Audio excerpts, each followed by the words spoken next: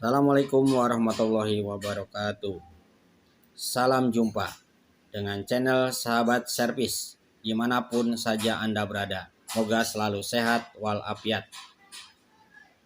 Pada kesempatan ini saya akan berbagi ilmu tentang bagaimana menentukan komponen yang rusak pada televisi berwarna dengan waktu yang sangat singkat. Ada beberapa langkah yang harus diketahui ketika kita akan menentukan komponen TV yang rusak pada televisi yang ada gangguan.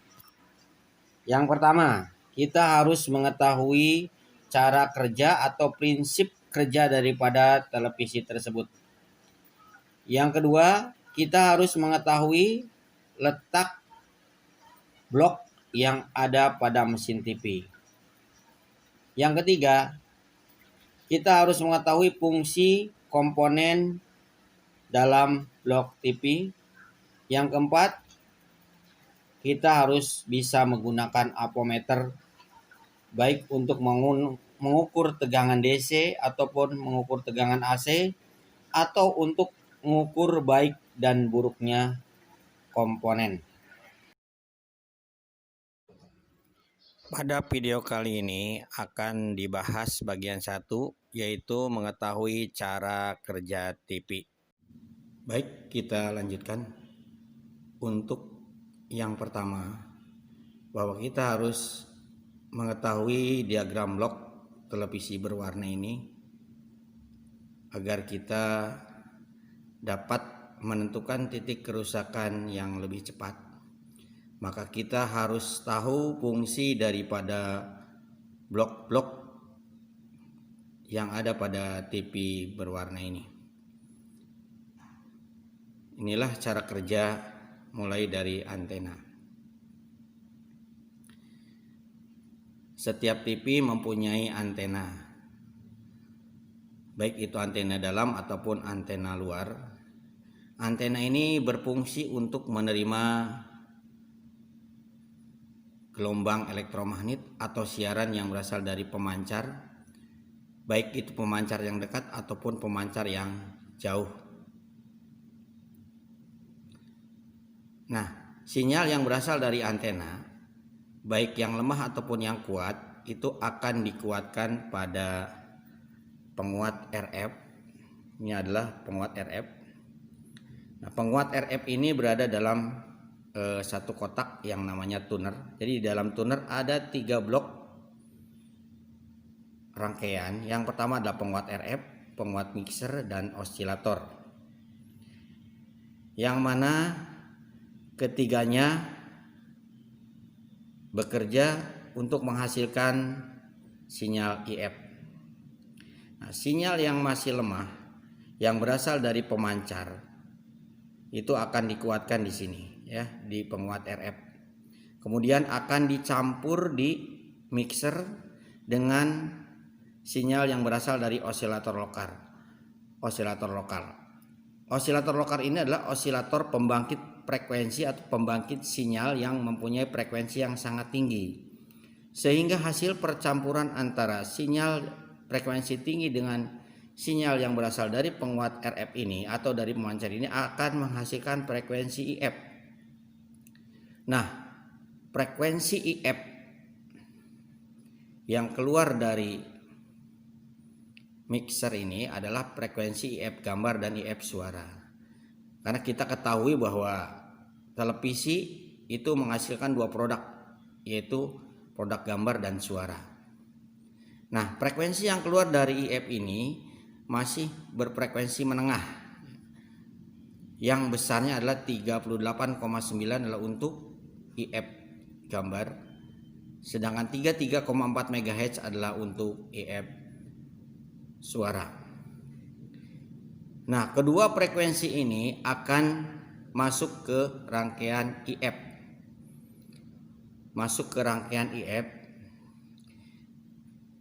Tetapi yang dikuatkan hanyalah IF video. Jadi yang dikuatkan adalah sinyal IF videonya. Sedangkan sinyal sound IF atau sinyal suara tidak dikuatkan, hanya dilewatkan saja.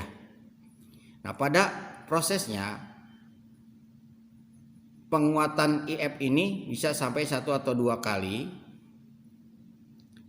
bila dalam proses penguatannya, karena pemancar itu sangat dekat, maka sinyalnya sangat kuat sehingga ada umpan balik untuk agar sinyal itu tidak berlebih. Nah, ini adalah AGC. Fungsinya adalah dari AGC adalah Automatic Gain Control.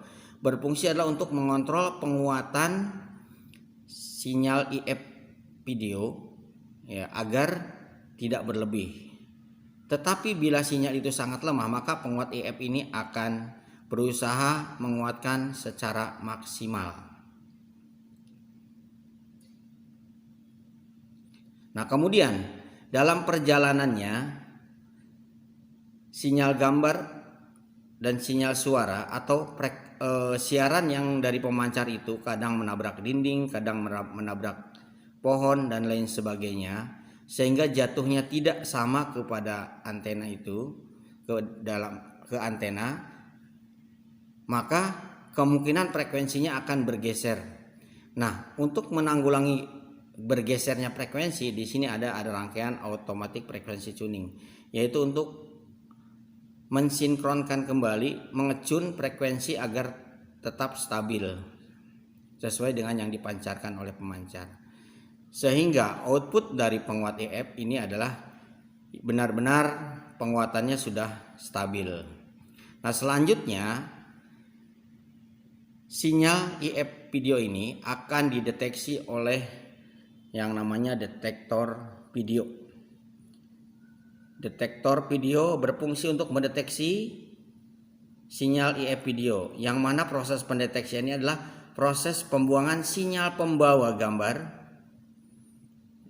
sehingga yang bisa lolos dari detektor ini adalah hanya sinyal gambarnya saja. Nah, setelah dideteksi, sinyal gambar ini akan diperkuat oleh penguat video sampai beberapa tingkat atau beberapa level. Kemudian setelah dikuatkan akan ada proses delay. Kenapa ada delay? Karena untuk proses ketika jatuhnya di metrik ini agar sama dengan sinyal warna. Ya. Nah, ini dari detektor video ada sinkronisasi warna yang masuk ke blok warna yang berfungsi untuk mengolah warna sehingga menghasilkan 3 warna dasar, yaitu red, green, dan blue ya, atau sinyal merah, sinyal hijau, dan biru. Saya di sini tidak menjelaskan proses pengolahan warnanya seperti apa, tetapi output dari pengolah warna itu adalah hanya 3 sinyal warna ya, yang mana komposisinya disesuaikan dengan gambar ketika dikirim dari pemancar. Nah, sinyal warna dan sinyal video akan dicampur di metrik yang selanjutnya akan ditembakkan oleh yang masing-masing masuk akan ditembakkan oleh katoda. Jadi sebelumnya di metrik ini dicampur, dimasukkan ke katoda, dikuatkan di katoda masing-masing, yaitu katoda red, katoda green, katoda blue, atau katoda merah, katoda hijau, dan katoda biru, yang selanjutnya akan ditembakkan ke layar CRT. Namun sebelum ditembakkan, di sini ada proses penarikan berkas yang dilakukan oleh deflection yoke baik vertikal ataupun horizontal.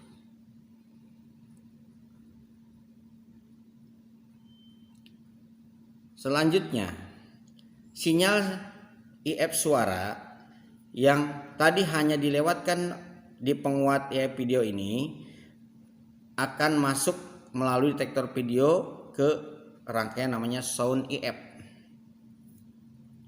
Sound IF. Sound IF ini berfungsi adalah untuk menguatkan sinyal IF suara sampai ke level tertentu.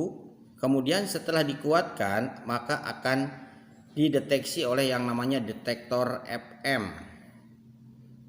Detektor FM ini berfungsi membuang sinyal pembawa suaranya, sehingga yang lewat hanyalah sinyal suara saja yang akan diperkuat oleh amplifier. amplifier atau audio frekuensi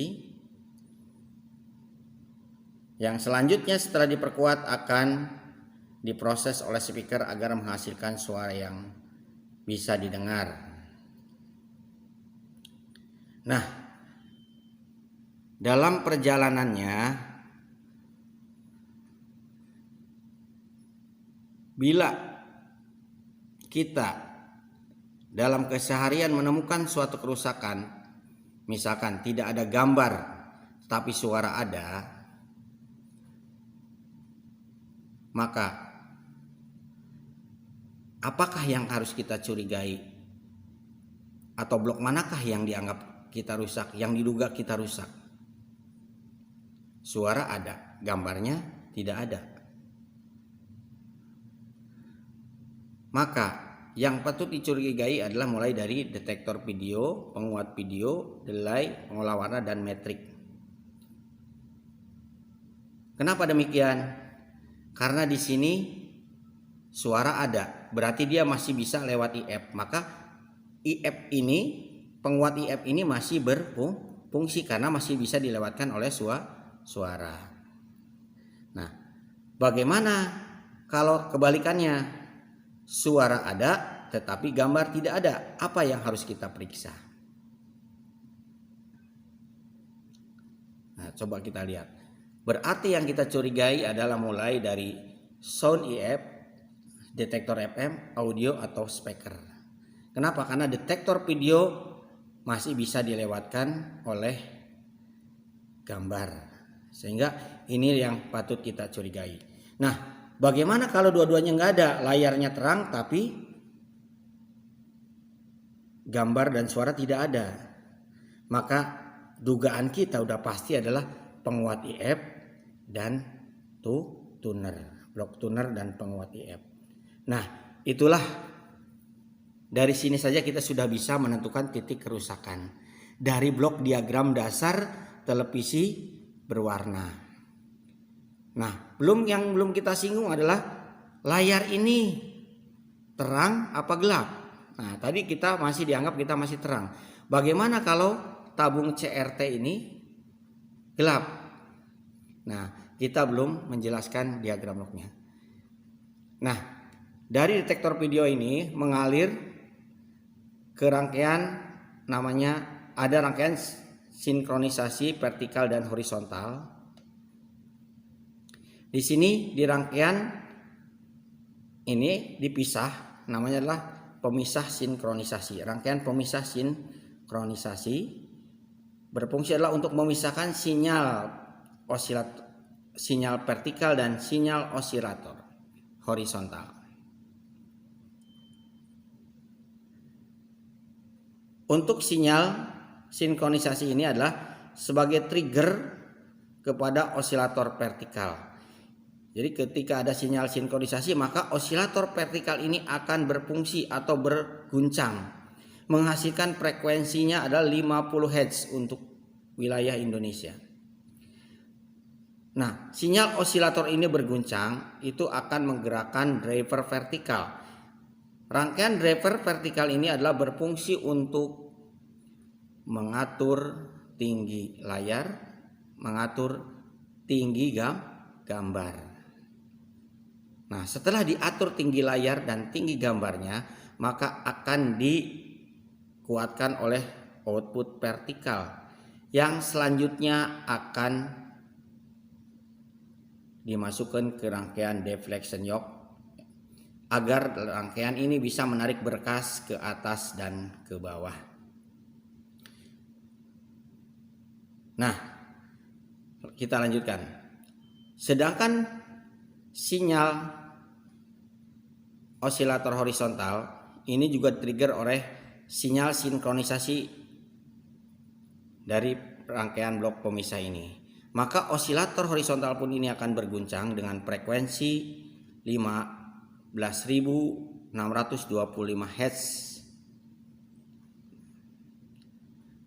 Hasil guncangan ini akan diperkuat oleh driver horizontal yang mana berfungsi adalah untuk menarik berkas ke kanan dan ke kiri atau mengatur posisi gambar. Nah, setelah diatur di blok driver horizontal, maka akan dikuatkan oleh output horizontal ini, yang selanjutnya akan diumpankan ke deflection yoke horizontal yang berfungsi menarik berkas ke kanan dan ke kiri pada tabung gambar. Nah, selain mengumpankan sinyal horizontal pun berfungsi juga menguatkan tegangan atau menghasilkan tegangan tinggi yang bermacam-macam, yang berfungsi untuk menghidupkan layar CRT ini. Yang mana proses penguatan tegangan ini adalah terjadi pada trafo playback. Nah, trafo playback berfungsi untuk menguatkan tegangan sangat tinggi. Tetapi ini tegangannya adalah DC, ya. Tegangan tinggi yang pertama adalah menuju ke anoda. Ini anoda tabung yang besarnya adalah 22 kV. Kemudian ada katoda. Katoda ini adalah masuk ke blok metrik yang kemudian dibagi ke 3 katoda red, katoda blue, dan katoda green. Jadi ini untuk 3 katoda. Selanjutnya ada juga fokus. Ya, fokus yang besarnya kurang lebih 400 volt, screen yang besarnya juga 600 volt. Kemudian tegangan heater. Tegangan heater ini adalah ininya AC, bentuk sinyalnya adalah AC yang besarnya adalah kurang lebih 6 volt. Nah,